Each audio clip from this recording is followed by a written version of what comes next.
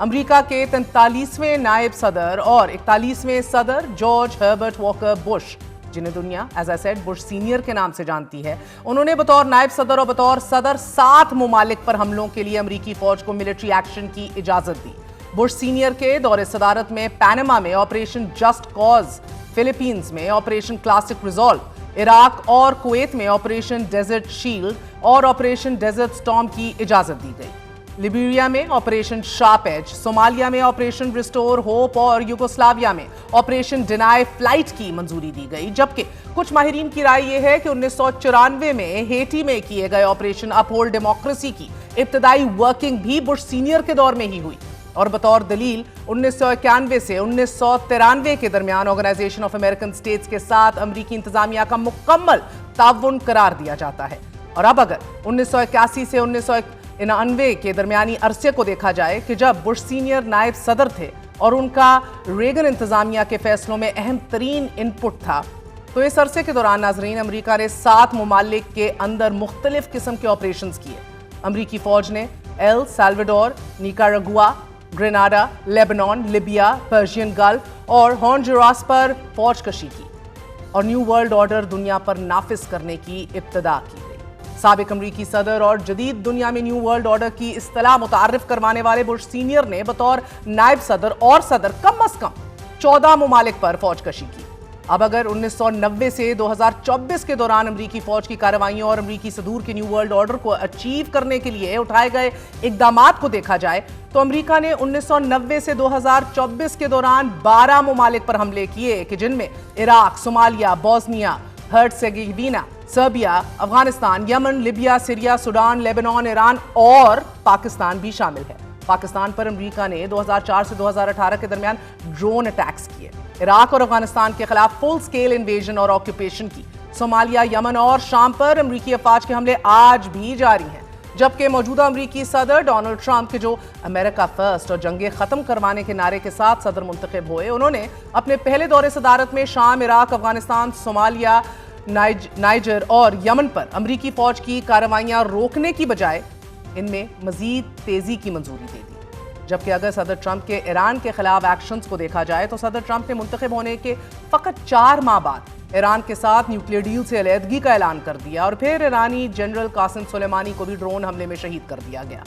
اب آتے ہیں صدر ٹرمپ کے دوسرے اور موجودہ دور صدارت کی جانب، تو گزشتہ 12 ماہ کے دوران صدر ٹرمپ کی دوسری ٹرم میں امریکہ اب تک 7 ممالک جن میں ایران، نائجیریا، یمن، صومالیہ، شام، عراق اور اب وینزویلا پر بمباری ہو چکی ہے۔ 6 ممالک جن میں Mexico, Canada, Cuba, Colombia, Panama اور گرین لینڈ کو بھی دھمکی دی جا چکی ہے۔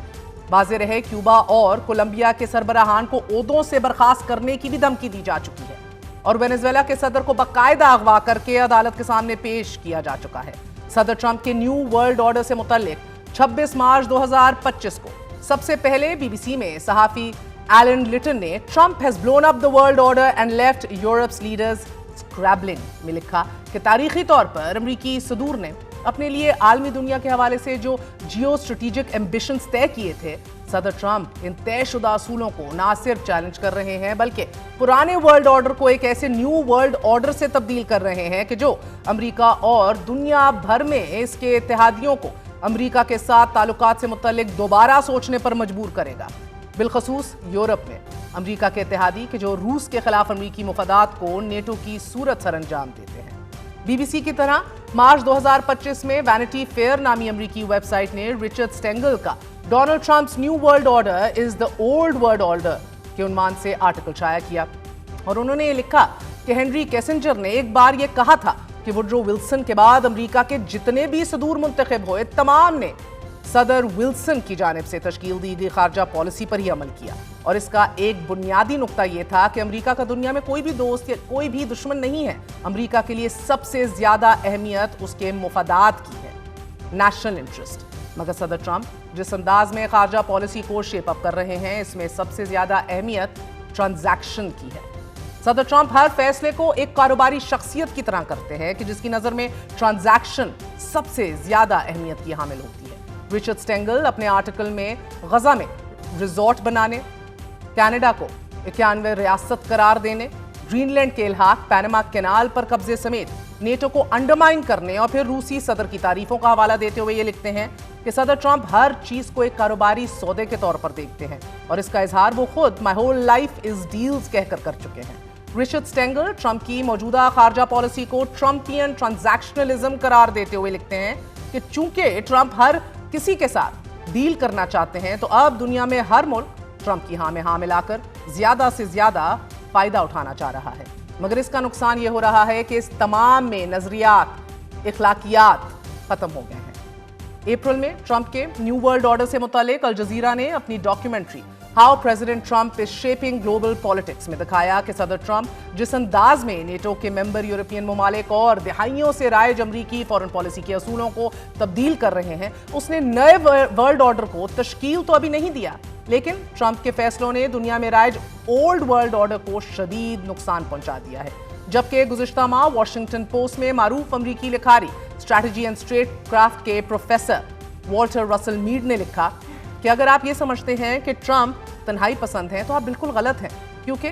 ट्रंप एक सोची समझी पॉलिसी के तहत नई दुनिया तश्कील दे रहे हैं। वॉल्टर रसल मीड ने गुज़िश्ता साल नवंबर में यह आर्टिकल लिखा था और इसमें वेनेजुएला के सदर मादुरो का हवाला देते हुए यह भी लिखा था कि जिस अंदाज में सदर ट्रंप एयरक्राफ्ट कैरियर्स, F-35 जंगी तैयारों और एलीट मिलिट्री यूनिट्स की खित्ते में तैनाती की मंजूरी दे रहे हैं, इससे जाहिर होता है कि सदर मादुरो के दिन गिने जा चुके हैं। वॉल्टर रसल मीड ने नवंबर में लिखा कि मिस्टर ट्रंप जो चलते हुए च्युइंगम नहीं खा सकते, यानी कि ही कैन नॉट मल्टीटास्क, उन्होंने दुनिया में एक ऐसे तूफान को जन्म दे दिया है कि जो जल्द दुनिया को अपनी लपेट में लेकर केओस में तब्दील कर देगा और इससे एक नई दुनिया तश्कील पाएगी कि जिसकी इब्तदा उन फैसलों से होगी कि जिन्हें सदर ट्रंप का न्यू वर्ल्ड ऑर्डर करार दिया जाएगा। ये नया वर्ल्ड ऑर्डर कब दुनिया पर राइज होगा और कब से इसकी इब्तदा होगी, इस मुतल्लिक मारूफ बरतानवी सहाफी ओवन जोन्स ने द गार्डियन में अपना तज्जिया लिखा है। Trump's new world order is being born and Venezuela is just the start के उन्वान से ओवन जोन्स ये लिखते हैं कि वेनेजुएला के सदर की गिरफ्तारी और फिर अमेरिकी अदालत में उनका ट्रायल ये वाज़ेह करता है कि ट्रंप का न्यू वर्ल्ड ऑर्डर शुरू हो चुका है और वेनेजुएला सिर्फ इसकी इब्तिदा है। क्यूबा, मेक्सिको, कोलंबिया और ग्रीनलैंड को ट्रंप ने जो धमकियां दी हैं वो ये बताती हैं कि ट्रंप ऐसा कर गुजरेंगे। नाजरीन, सदर ट्रंप ने वेनेजुएला के दारुल हुकूमत से सदर मादुरो को गिरफ्तार करवाकर दुनिया पर 5 असूल वज़ा कर दिए हैं। पहली, वो बहुत ज्यादा ताकत हासिल कर चुके हैं। दूसरी, अब लातीनी अमेरिका यूनाइटेड स्टेट्स में बसने वाले अमरीकियों के लिए है। तीसरी, अब दुनिया के रिसोर्सेज और वसाइल पर अमेरिका जब चाहेगा कब्जा कर लेगा। चौथी, दुनिया अब दोस्तों और दुश्मनों में तब्दील हो गई है। और पांचवी ये कि सदर ट्रंप के न्यू वर्ल्ड ऑर्डर में सच, कवानीन और जमहूरी इक़दार की जगह प्रेसिडेंशियल अथॉरिटी ने ले ली है और अब यही कानून दुनिया पर राइज रहेगा। इन्हीं 5 असूलों पर अमल दरामद को आगे बढ़ाते हुए आज सदर ट्रंप ने अपने social media platform truth social पर लिखा है कि वेनेजुएला की कायम मकाम हुकूमत अमेरिका को 5 करोड़ बैरल तक तेल फराहम करेगी और इस तेल से हासिल होने वाली आमदन बतौर सदर उनकी निगरानी में रहेगी। अमरीकी सदर के मुताबिक ये तेल आलमी मार्केट की कीमत पर फरोख्त होगा और ये रकूम इस तरह इस्तेमाल की जाएगी कि वेनेजुएला और अमरीका दोनों के अवाम को फायदा पहुंचे। सदर ट्रंप ने यह भी वाजे कर दिया है कि इंतखाबात की बजाय कायम मकाम सदर से बातचीत होगी और इंतखाबात मुनासिब वक्त पर होंगे।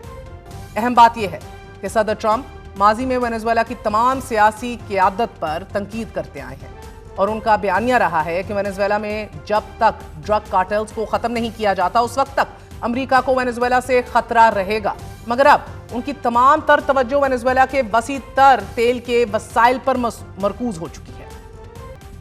बज़ाहिर ऐसा लगता है कि वेनेजुएलियन सदर मादुरो सदर ट्रंप को वेनेजुएला के तेल ज़खायर तक रसाई नहीं देना चाहते थे और इसी वजह से सदर मादुरो को अगवा करके अपने मुल्क ले जाया गया। इसकी एक और तौजी ये भी है कि सदर ट्रंप ने वेनेजुएला की अबूरी सदर को धमकी भी दी है और ये कहा है कि वेनेजुएला पर एक और हमले के लिए तैयार रहिए, लेकिन इसकी जरूरत नहीं पड़ेगी। वेनेजुएला एक मुर्दा मुल्क बन चुका है।